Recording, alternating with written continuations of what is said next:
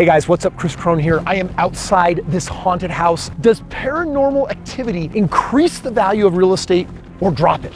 Come on. I've got my super high-tech equipment here. Honestly, I hope I don't run into anything crazy, but I just gotta know, is this thing haunted? I wonder if I can get in here.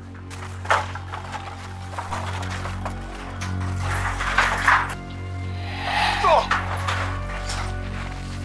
I don't know if you can, oh my gosh, did you see that? Did you see that in the window? I swear I just saw somebody.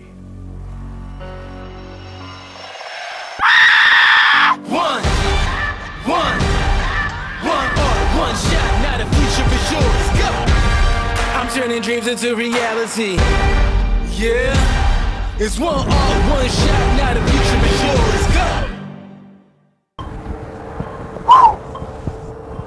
I love me a good haunted house. What does it actually do to the value of that real estate? Does it actually drive it up in value? Does it actually drive it down? Today, I'm going to share with you the truth about that, and I'm going to share with you how you could actually cash in on the best kind of real estate, haunted or not. You've got to understand a specialized word in real estate.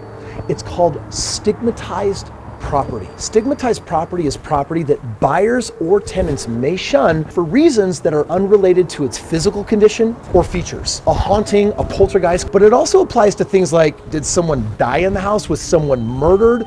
Was this place used as a meth lab? Good try of sneaking a meth-contaminated property past the buyer. I mean, could have been a good deal for you. Anything that creates something for the local rumor mill where people maybe have a negative feeling towards that particular property, that can decrease its value, and that is called stigmatized property. California realtor Randall Bell says that stigmatized property can sell for 10 to 25% less than non-stigmatized real estate, because perception is everything with stigmatized properties. This is why when he consults on places where there are rumors of cultic murders or satanic rites, he effectively treats them as if there's real. He does go on to say that it doesn't matter whether they are real or not. If the perception or the belief in the community is that it is real, that's truth. And that can drop your property $50,000, $100,000 or more. Gosh, this place looks plenty creepy.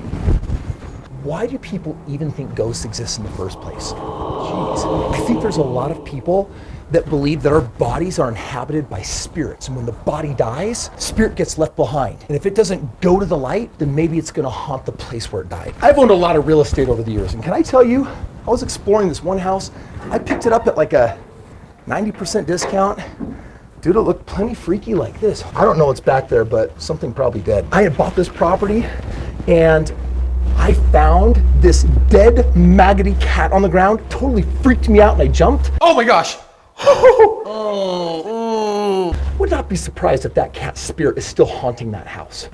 I need to make sure that I'm up on my tetanus shot, my rabies shot. Oh, I gotta check this out. I'm definitely picking up something. No, I'm definitely picking up something. It's over here. There is something over here that is really unsettling. What do we got over here? You might think that this video is a joke, but here's what you need to know. Real estate law has changed through the ages because of freaking ghosts, paranormal, whether you believe or not. Check out this story. In 1989, a man purchased a large Victorian house before learning about local stories of Revolution-era ghosts inhabiting the place. He demanded to be released from the contract as the realtor had not disclosed the house's reputation for being haunted. The buyer noted that he didn't himself believe in ghosts, but was concerned about the effect on the property value. The case eventually went to trial and later on to an appeal. And finally, in 1991, in a joke-laced ruling that quoted Ghostbusters, "Who you gonna call? Ghostbusters!" The court agreed with the purchaser. As the house had been possessed by poltergeists, it couldn't be said to be unoccupied. Real estate law in the state changed as a result, requiring disclosure of the house's haunted nature. Now, you may have no intention of buying a haunted property, or maybe you're watching because you want to make sure you can avoid one or just understand what can happen to property values, as I'm about to tell you about. But Zillow went on to share something super fascinating. Many states have statutes that say property facts that could cause stigma or psychological impact need not be disclosed. Are you kidding me? I think that if a property has a stigma, that has to be disclosed. But that's not all true in all 50 states, so buyer beware. Zillow goes on in this article to actually say that we have 4 states inside the US that have real estate law that pertains to paranormal activity. Check this out. The first state that talks about haunting as it pertains to real estate is New York. In New York State, courts will rescind a home sale if the seller creates and perpetuates a reputation that the house is haunted, and then takes unfair advantage of a buyer's ignorance of the home's ghostly reputation. For example, let's say that you owned a house in New York and you had ghost hunters come through, and then you made piles of money on it, but then later decided, hey, I'm gonna sell this house. If you do not disclose that house's reputation, or that it has that haunting effect, or if you've used it for money, the state of New York could make that home sale vanish. When it comes to real estate, it's really important to check out every nook and cranny. For example, in the state of New Jersey, let's just say that you experience paranormal activity in a house.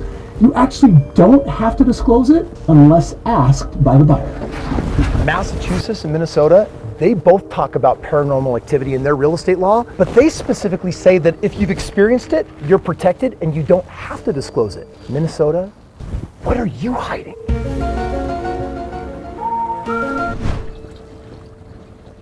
Nice little feature of toxic sludge. You know, not all hauntings hurt the prices of real estate. In fact, there's some famous real estate, their hauntings have actually boosted their values. Check out this report from Forbes. Franklin Castle is now worth $260,000. Kimball Castle, almost $900,000. You've heard of Amityville House, $1.15 million. And don't forget the Surgeon's House, $1.2 million. The LaLaurie House, $2.3 million. And don't forget the White House, $110 million. In fact, it's rumored that many people have seen the ghost or spirit of Abraham Lincoln walking those halls. Emancipate this! The Economist actually came out with a super fascinating article. They wanted to know what actually happens around the world to stigmatized real estate or haunted real estate. How does it affect the price of the home itself? But how does it affect the real estate right next door? Check this out. They said that the place that actually experienced murder actually decreased over 35% in value. Hanging, almost 30%.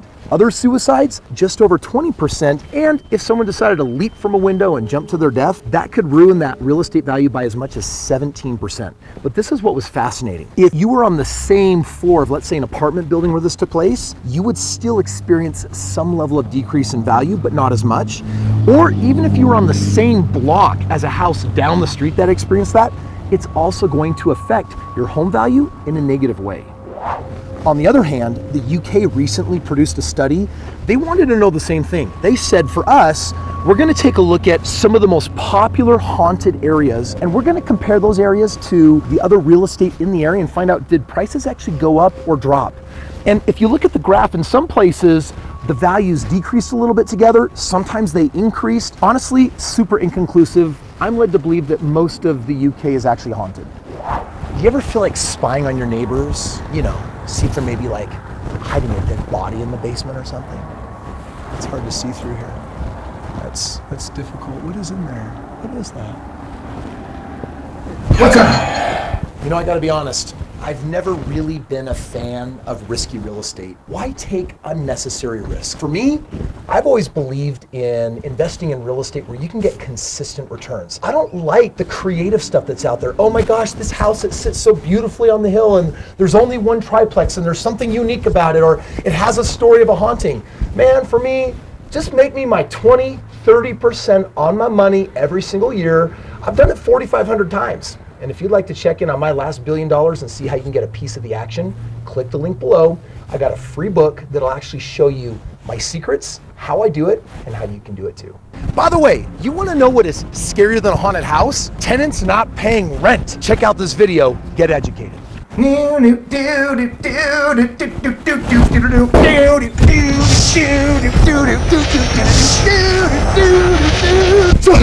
Oh my gosh. Oh my gosh. Oh.